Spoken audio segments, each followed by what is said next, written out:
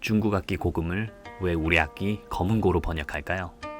과거에 그래왔다면 현재는 수정할 필요가 있어 보이는데 왜 바꾸지 않는 것일까요? 이러한 궁금증을 해결하기 위해 연구를 시작하게 되었습니다. 현재 국내에 고금의 명맥은 끊겨 있습니다. 고금의 모양과 생김새는 차치하더라도 고금이라는 이름조차 알려져 있지 않습니다. 이는 고금을 늘상 검은고로 번역해왔기 때문일 것입니다. 한국 악기 검은고도 잘 모르는데 중국 악기 고금까지 알아야 하나요? 라고 생각할 수도 있을 텐데요. 문제는 생각만큼 그리 간단하지 않습니다. 이번 발표를 통해 고금을 아는데 조금이라도 도움이 되기를 바랍니다. 이 악기가 바로 고금입니다. 고금은 중국 문명과 역사를 나란히 할 정도로 유구하고 음악뿐만 아니라 금학, 금도라 하여 사상적인 측면에서도 중국 문화의 한 축을 차지합니다. 본래 금기서화의 금이란 중국의 악기 금만을 가리키는 고유 명사였습니다.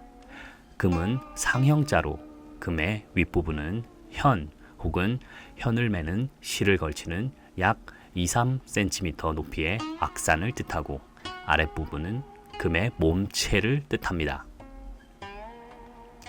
금은 좁은 의미에서 원래의 금을 뜻하는 고유명사로 쓰이기도 하지만 넓은 의미에서 모든 현악기를 통틀어 일컫는 용어로도 사용이 됩니다.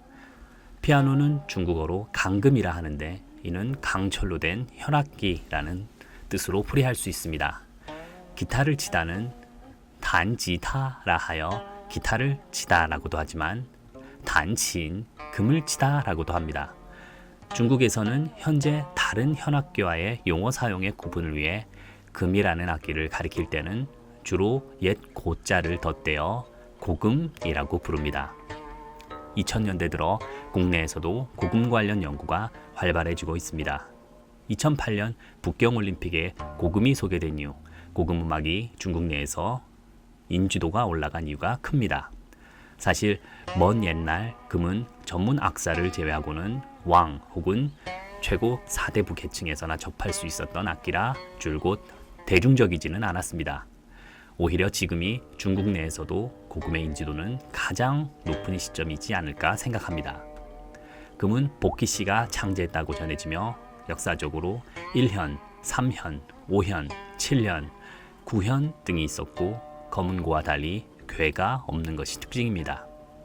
남풍가를 노래했던 순임금까지는 5현금을 연주하고 주문왕과 주무왕이 각각 1현시를 추가하여 7현금이 되었다고 전해지는데요. 현재의 고금은 일반적으로 7현을 가리킵니다. 금의 2층으로 7현금 이외에도 유금, 당금, 옥금, 휘금, 소금, 요금, 아금, 보금 등이 있습니다. 고금은 한중일의 음악과 사상을 통틀어 이서빌리티의 끝판왕이라고 할 수 있습니다.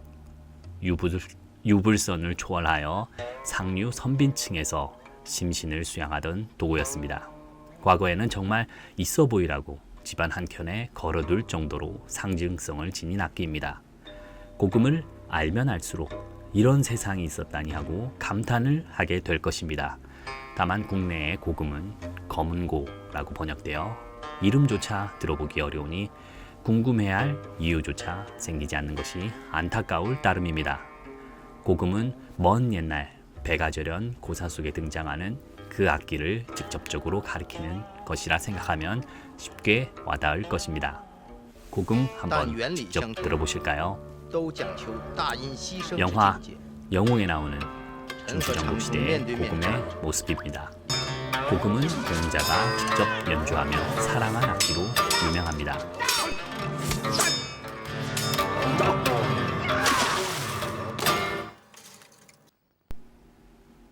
영화 적벽대전의 주요와 제갈량의 고금치는 모습입니다. 위진남북조 시대의 고금은 현재와 같은 모습을 하고 있습니다. 특히 수나라의 고금은 현재까지 전해지며 당송 시기의 고금은 현재도 울려 퍼지는 것이 있습니다. 고금의 외관으로 다양한 종류가 있지만 기본적으로 괴와 플랫이 없다는 점, 손가락으로 직접 연주하는 것이 특징입니다.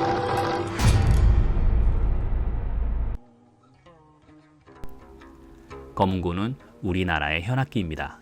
고금과 달리 괴가 있고 보통 술대로 연주를 합니다. 검은고의 어원과 관련하여 의문이 드는 것은 다음과 같이 요약할 수 있습니다. 첫째, 검은고의 고는 무엇인가? 둘째, 금에 대한 대응어가 고에서 검은고로 바뀌었고 왜 검은고가 금을 대표하는 우리말이 되었는가입니다. 첫 번째 의문과 관련하여 기존의 논의에서는 대체로 검은 플러스 고의 결합으로 보고 있습니다. 검은의 어원은 검의 관형령 어미 은이 결합된 것으로 보고 있는 것입니다. 이 밖에 검은을 고구려의 이칭인 거무나 고모로보와 고구려와 연관시켜 검은고를 고구려의 악기로 보는 견해도 있습니다. 하지만 이러한 해석은 이를 증명할 방법이 별로 없기 때문에 동의하기는 어렵습니다. 또 고에 대해서는 고유의 현악기에 고라는 명칭이 있는 것으로 보는 견해와 한자 고에서 유래한 것으로 보는 설명이 있습니다. 현악기를 나타내는 몽골어의 코와 일본의 고도 등이 서로 관련이 있다는 연구 결과가 있습니다. 그리고 우리 고유의 현악기 명칭에 고가 있었던 것은 분명한 것으로 판단됩니다. 7현을 가진 금이 최초로 한국에 전해진 사실을 밝힌 문헌은 고려 중기의 김부식이 지은 삼국사기입니다. 그는 검은고의 기원에 대한 역사 자료를 신라 초기의 기록인 신라고기에서 인용했습니다. 현금의 제작에 대해 신라고기에서 이르기를 처음으로 진나라 사람이 7현금을 고구려로 보내왔는데 고구려 사람이 비록 이것이 악기인 줄은 알지만 그 음악과 연주법을 몰라 고구려 사람으로서 능히 그 음을 알고 연주할 자를 구해서 후하게 상을 주기로 했다. 이때 이상직책의 왕산악이 악기의 모양을 그대로 하고 법제를 바꿔 새로 악기를 만들었다. 또한 100곡을 지어 연주하니 검은학이 나라 춤을 추었기에 현악금이라 이름 지었고 나중에는 그냥 현금이라 했다. 위 기록은 검은고의 악기라는 태생과 관련한 관점에서 주로 해석이 되어 왔습니다. 하지만 위의 기록만으로 당시에 왕산악이 7현금을 본떠 새로운 악기를 만든 것인지 기존의 재래 현악기를 개량한 것인지 아니면 재래 현악기에 현금이라는 이름을 붙인 것인지 확인 가능한 방법은 많지 않습니다. 다만 고구려 벽화에서 검은고와 비슷한 형태의 그림이 있어 당시에 우리 고유의 재래 현악기가 있었던 것은 알 수 있습니다. 이제 관점을 달리하여 고금의 국내 전례에 초점을 맞춰보겠습니다. 문헌에 나오는 진이 서진인지 동진인지 명확하지는 않지만 대략 4세기에서 5세기 사이에 중국의 금이 국내에 공식적으로 전파된 것, 그리고 전파 당시 금의 연주가 가능한 상황이 아니었음은 짐작할 수 있습니다. 7현금을 본떠 새로운 악기를 만들었다고 할지라도 7현금을 다루지 못하는 상황인 바에야 기존의 현악기에 기초하여 악기를 만들었을 것이고 본떠 만든 악기를 금과 구분시키면서 금이라는 전미사를 갖는 현금이라고 명명한 것에서 당시 금을 숭상하는 선비정신이 일정 부분 전해져 있었다고 해석해 볼 수 있습니다. 금이 일찍이 국내에 전해졌을 가능성이 없지는 않지만 적어도 최초로 금이 공식적으로 전래될 당시에 금의 선비정신과는 별개로 직접적인 금의 연주는 알려지지 않았을 것입니다. 그럼에도 불구하고 금을 검은고로 대체하여 연주할 필요성을 느낀 것은 금 역시 일종의 현악기이고 검은고를 연주하며 금의 선비정신을 투영할 수 있다면 더할 나위 없는 상징성을 부여받게 됩니다. 상징성을 부여하는 의미로 검은학이 나라와 춤을 춘 고사를 적용했을 가능성이 있는 것입니다. 국내에서 금이 가야금이 아닌 검은고에 투영된 이유로 명칭을 배제할 수 없습니다. 훈민정음 창제 이전 검은고가 정확히 언제부터 검은고라 불렸는지 파악하지는 못했지만 현재까지 발견된 기록을 토대로 할 때 검은고는 태생부터 금의 정신을 부여받은 것 같습니다. 김부식의 삼국사기의 신라고기에 따르면 검은고인 현금은 중국의 금을, 가야금은 금이 아닌 쟁을 본떠 만든 것이라고 되어 있습니다. 중국 음악 문화에서 악기에 투영된 선비 정신과 관련하여 금과 나란히 할 수 있는 악기는 없습니다. 가야금은 가야고라고도 하고 지금처럼 가야금이라고도 하지만 가야금의 금은 현악기를 상징할 뿐 금의 정신이 직접적으로 투영되지는 않았습니다. 바꿔 말하면 금의 정신은 국내에서 오직 검은고에 투영된 것이라고 해석할 수 있는 것입니다. 김부식의 삼국사기 권 제32 악편을 보면 신라고기의 칠염근 전래 기록을 전하기에 앞서 신라악과 현금을 소개하는 부분이 있습니다. 내용을 보면 신라음악은 삼죽, 삼현, 박판, 대구, 감으로 이미 하나의 체계를 갖추고 있음을 알 수 있고 검은고는 한자어로 현금이라 명명한 것을 알 수 있습니다. 또한 현금을 소개하며 금을 본받아 만든 점, 금이 상징하는 우주와 선비 정신 등을 모두 기재하고 있습니다. 신라음악은 삼죽, 삼현, 박판, 대구, 가무였다. 춤은 두 사람이 추었으니 방각복들을 쓰고 자줏빛 큰 소매가 달린 공란을 입고 붉은 가죽띠에 도금한 띠고리를 단 허리띠를 두르고 검은 가죽 목신반을 신었다. 삼현은 첫째 현금, 둘째는 가야금, 셋째는 비파이다. 삼죽은 첫째 대금, 둘째는 중금, 셋째는 소금이다. 현금은 중국 악부의 금을 본받아 만들었다. 금조를 살펴보니 복희가 금을 만들어서 몸을 닫고 본성을 다스려서 그 천진함을 되찾게 하였다 했다. 또 말하기를 금의 길이는 세자 여섯치, 여섯푸는 366일을 상징하고 너비 여섯치는 육합을 상징한다. 문의 위를 지라 하고 아래를 빈이라 한다. 앞은 넓고 뒤는 좁으니 좀비를 상징한다. 위는 둥글고 아래는 네모나니 천지를 본받았다. 노현은 오행을 상징한다. 대현은 임금이 되고 소현은 신하가 되고 문왕과 모왕이 두 주를 더하였다 했다. 또 풍속통에 금의 길이 네자 다섯치는 사시와 오행을 본받았고 칠현은 칠성을 본받았다 했다. 과거 제례현악기를 고라 부른 것, 제례현악기에 현금이라는 새로운 이름이 지어진 것, 이에 다시 현을 검은으로 금을 고라 부르며 이름절이 삼음절로 굳어지게 된 것이 검은고라는 명칭의 태생과 어원 설명에 가장 합당해 보입니다. 앞서 설명했듯이 검은 플러스 고의 최초 형태가 검은고인데 이는 한글 맞춤이 표준화되기 전 훈민정음으로 검은고를 소리나는 대로 표기한 것으로 의문학적인 하자가 전혀 없습니다. 중국 악기 금을 대체하는 검은고와 쟁을 대체하는 가야금을 한번 볼까요? 얘들아, 블랙핑크 지수님께서 연주하신 검은고와 가야금을 헷갈려하는 친구들이 아직 많더라고요. 여기 똑같이 생긴 악기가 왜 두 개나 걸려있지? 아직도 우리를 몰라보는 아이들이 있다니. 그렇다면? 우선 검은고는 6줄로 이루어져 있는 반면 가야금은 12줄로 이루어져 있어요. 또한 검은고는 대나무로 만든 술대로 연주하고 가야금은 손가락으로 줄을 뜯어요. 검은고는 16개의 궤와 3개의 안족이 있는 반면 가야금은 12개의 안족만 있어요. 검은고와 가야금, 이제는 헷갈리는 사람 없겠죠? 이규보 이전에 중국의 고금을 명확히 알고 있던 인물로 최치원, 김부식 등이 있습니다. 다만 그들이 직접 금을 연주했는지의 기록은 아직 확인하지 못했습니다. 실제 고금을 연주하고 아꼈던 이로 이규보를 꼽을 수 있습니다. 고려 중기의 대표 문신인 이규보, 그의 호는 백운 거사이며 만년에 시와 금과 술을 좋아하는 자질을 일컬어 시금주 삼혹호 선생이라고 했습니다. 동국 이상국집 제3권 고율시 소금을 보면 무현금으로 유수를 타는 장면을 연출하고 있습니다.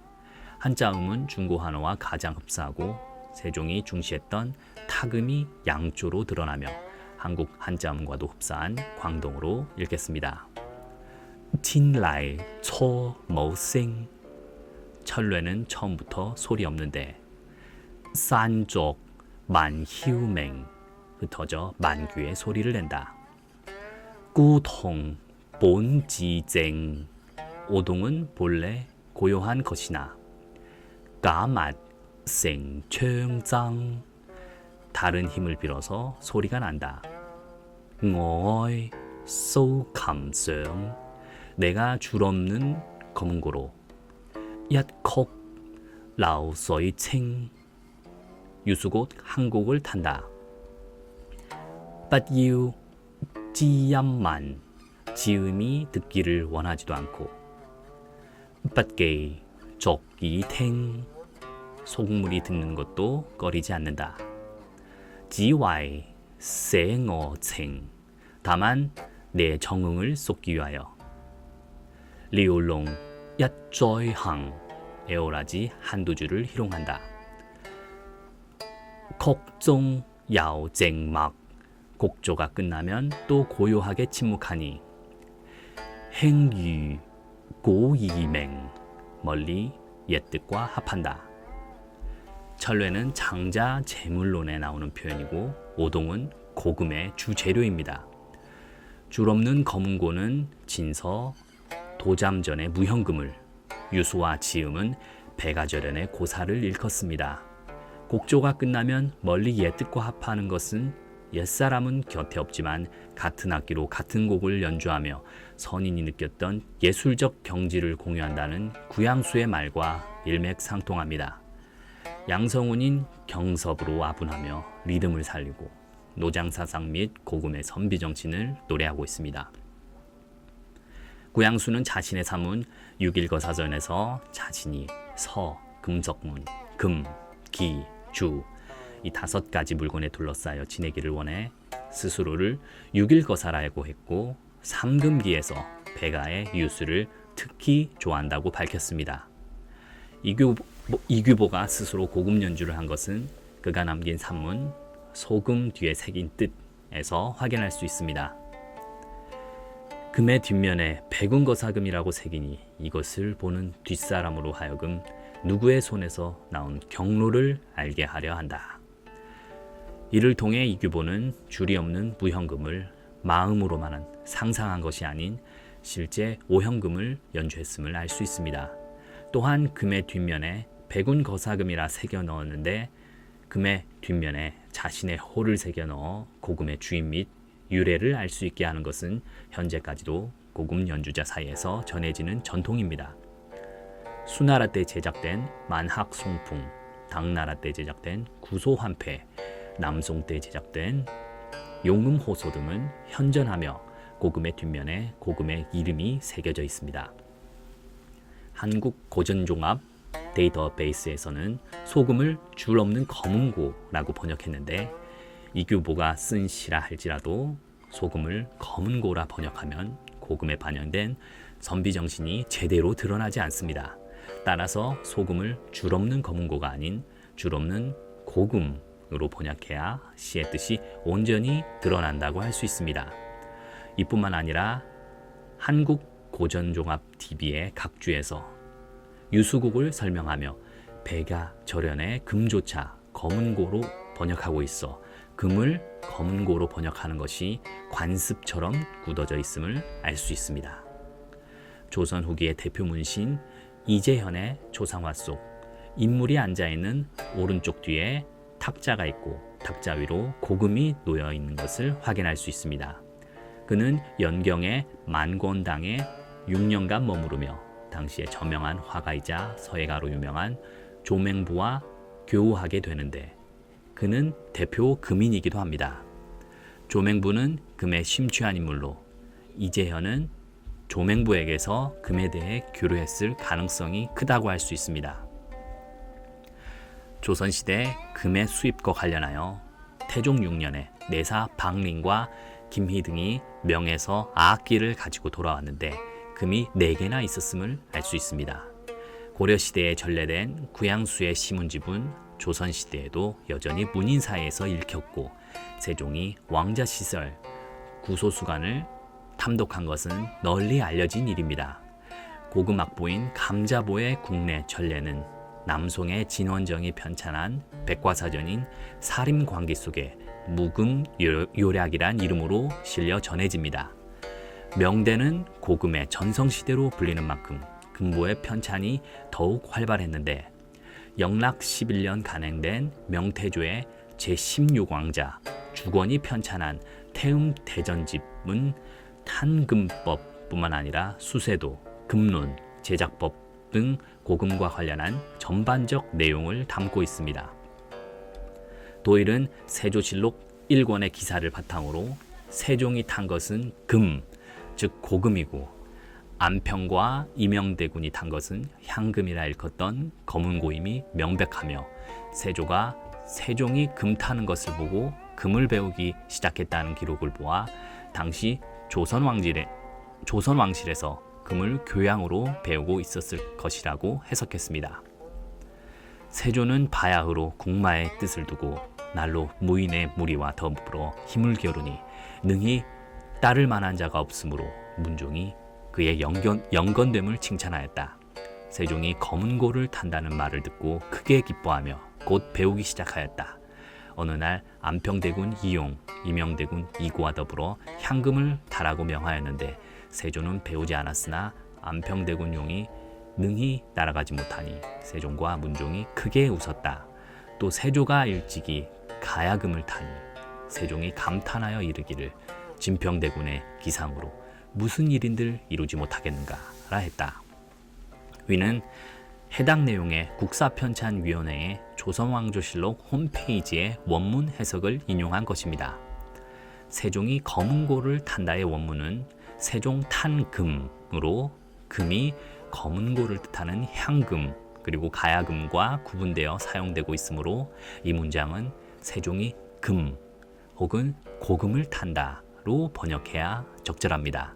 하지만 번역을 보면 금은 검은고로 번역하고 검은고를 지칭하는 향금은 그대로 향금이라고 하고 있어 아쉬움이 남습니다. 있어빌리티의 끝판왕이라고 할 수 있는 고금. 가끔씩 그럴 때가 있습니다. 머릿속에서 좋은 경치와 함께 막 시상이 떠오를 때, 상상의 세계와 소통하고 싶을 때, 과거 선비는 이런 순간에 시상을 글로 표현하기도 했지만 이미지를 멜로디에 담기도 했습니다. 고귀한 정신세계를 느끼고 싶을 때 과거의 선비는 고금에 그 정신을 의탁했습니다. 좌서우금, 왼쪽에는 책을 두고 오른쪽에는 금을 두며 공부하다 힘이 들면 고금을 연주하며 잠시 쉬어갔습니다. 고금은 다른 악기와 달리 배우기가 쉽습니다. 한 곡을 제대로 배우는데 한 달, 늦어도 석 달이면 충분합니다. 일주일에 1시간씩 2회 정도, 한 달이면 추풍사를, 2달이면 왕유의 양관 삼첩을 연주할 수 있게 됩니다. 안타까운 것은 국내에 고금의 명맥이 끊겨 고금을 가르쳐주는 곳이 많지 않다는 것이죠. 현재 국내에서는 주한 중국문화원에서 고금을 배울 수 있는 정도입니다. 고금은 다른 악기와 달리 많은 곡을 소화하게 하지 않습니다. 평생 한두 곡 혹은 많아도 4-5곡이면 충분합니다. 대신 고금은 곡을 익히고 시간을 두고 소리를 음미하는 악기입니다. 소리는 작지만 여운이 길게 남는 고금. 한번 배워볼 마음이 생기지는 않나요? 과거에는 왕이나 최상위층에서만 접할 수 있었던 고금. 지금은 관심만 있다면 누구나 배울 수 있습니다. 끝으로 고금은 금입니다. 다만 금이라 했을 때 혼동되는 경우가 많아 새로이 고금이라 명명했을 뿐입니다. 서양 악기 바이올린과 첼로라는 이름을 들었을 때 악기의 이미지가 떠오르고 둘을 쉽게 혼동하지 않는데 우리 역사에서 살아 숨쉬는 고금, 수많은 선비가 예찬했던 고금이라는 악기의 이미지는 정작 우리 뇌리에 없는 것 같습니다. 앞으로 중국 문헌에서 금이라는 한자어를 보게 될 때 바로 이 고금이라는 악기를 떠올려 주시면 이 발표의 시간이 더욱 소중하게 다가올 것 같습니다. 감사합니다.